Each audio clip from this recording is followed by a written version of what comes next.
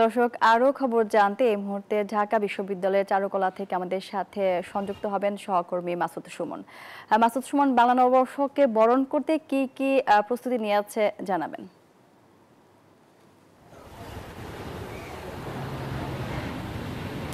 ধন্যবাদ আপনাকে। যেমনটি বলছিলেন আমাদের সহকর্মী মাসুদ আল আওয়ানী, আমাদের এই হাজার বছরের বাংলা সংস্কৃতিতে সবচেয়ে বড় যে উৎসবের জায়গাটি করে নিয়েছে সেটি কিন্তু পহেলা বৈশাখ। আপনারা জানেন যে ধর্ম বর্ণ নির্বিশেষে কিন্তু সকল শ্রেণী পেশার মানুষ কিন্তু এই উৎসবে একত্রিত হন এবং এই উৎসব ঘিরে তারা ব্যাপক প্রস্তুতি নিয়ে থাকেন।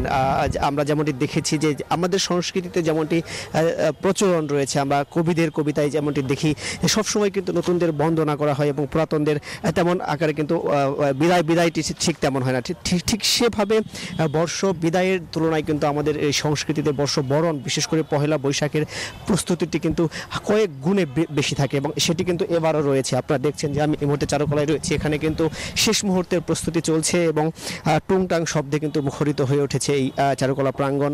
এক পাশে আমরা যদি গ্যালারির ভেতরের চিত্রটি বলি, সেখানে যেমন রং তুলির আঁচড়ে মুখোশ সহ বিভিন্ন প্রতিকৃতি, বিভিন্ন ব্যানার, ফেস্টুন কিন্তু সেখানে যেমন কাজ শেষ পর্যায়ে রয়েছে, ফুটে উঠেছে চিত্র, রঙিন হয়ে উঠেছে ক্যানভাস। ঠিক তেমনি কিন্তু এখানে চারুকলার বাইরের চিত্রটি যদি আপনাদের বলি, সেখানে কিন্তু ঠিক যেই সব প্রতিকৃতিগুলো ক্ষতিগ্রস্ত হয়েছিল বা আগুনে ফুটিয়ে দেওয়ার ফলে সেগুলো কিন্তু কাজ প্রায় শেষ পর্যায়ে। আপনারা দেখছেন যে যেই মূলত যেটিকে এই ফ্যাসিবাদীর যে প্রতিকৃতি তৈরি করা হয়েছিল সেটিকে ভেঙে পুড়িয়ে ফেলার পরে নতুন করে কিন্তু আবার একটি তৈরি করার প্রক্রিয়াটি চলছে। আমরা এখানে শিক্ষকদের সাথে কথা বলেছি, তারাও বলছেন যে এবার ভিন্ন আঙ্গিকে পয়লা বৈশাখের যে প্রস্তুতি নেওয়া হচ্ছে সেটির শেষ পর্যায়ে এবং তারা ধারণা করছেন এবার সবচেয়ে বেশি উৎসব মুখর হবে এবারের এই পহেলা বৈশাখ। এবং নিরাপত্তার বিষয়টি আমাদের সহকর্মী মাসুদ আল আওয়ানী যেমনটি বলছিলেন, আমরা এখানেও ঠিক তেমনটি দেখেছি। কয়েক স্তরের নিরাপত্তা ব্যবস্থা কিন্তু এখনই গ্রহণ করা হয়েছে এবং সকাল থেকেই কিন্তু মহড়া দিয়েছে বেশ আইন শৃঙ্খলা বাহিনীর সদস্যরা। আমাদের আরেক সহকর্মী নাজমুল, তিনি রয়েছেন সাভারে। নাজমুল, আপনি জানাবেন সাভারের চিত্রটি কেমন এবং পয়লা বৈশাখ ঘিরে কেমন প্রস্তুতি নিয়েছে আইন শৃঙ্খলা বাহিনী?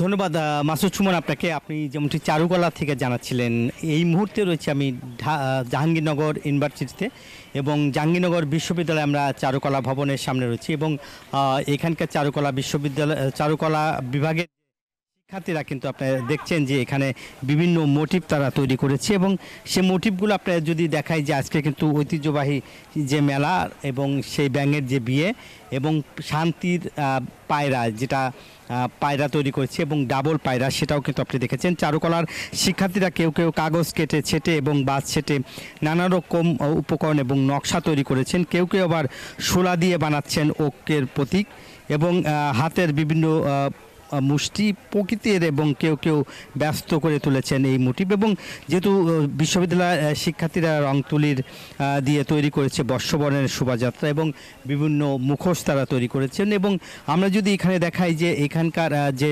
এখন কিন্তু দেখতেই পাচ্ছেন যে এখানে যে যাত্রাপালা, বাংলার যে ঐতিহ্যবাহী যে লোকসঙ্গীত, সেগুলো কিন্তু বিশ্ববিদ্যালয়ের পক্ষ থেকে যেখানে মেলা স্টল করেছেন সেখানে এখন দেখছেন যে টুংটাং কিন্তু শব্দ হচ্ছে এবং প্রতিটা কাজের জন্যই কিন্তু তারা আসলে মূলত ব্যস্ত এবং এখানকার শিক্ষার্থীরা রয়েছে এবং সেই যে চারুকলার বিভাগের শিক্ষার্থীরা দেখছেন যে এখন কিন্তু পুরোপুরি ব্যস্ত এবং যেহেতু পয়লা বৈশাখ রয়েছে এবং এই বিশেষ দিনকে ঘিরে যে ব্যাঙের বিয়ে, সেই ব্যাঙের বিয়ে কিন্তু কিছুক্ষণ পরেই কিন্তু ব্যাঙের বিয়ে হবে এবং উপাচার্য তিনি উদ্বোধন করবেন এবং এই ঐতিহ্যবাহী যে বাংলার যে বৈশাখী, সেটা কিন্তু আসলে আজকেই আসলে পালন করার জন্য যে উদ্বোধন তিনি করবেন। এই ছিল জাহাঙ্গীরনগর বিশ্ববিদ্যালয়ের বৈশাখীর প্রস্তুতি সর্বশেষ খবর।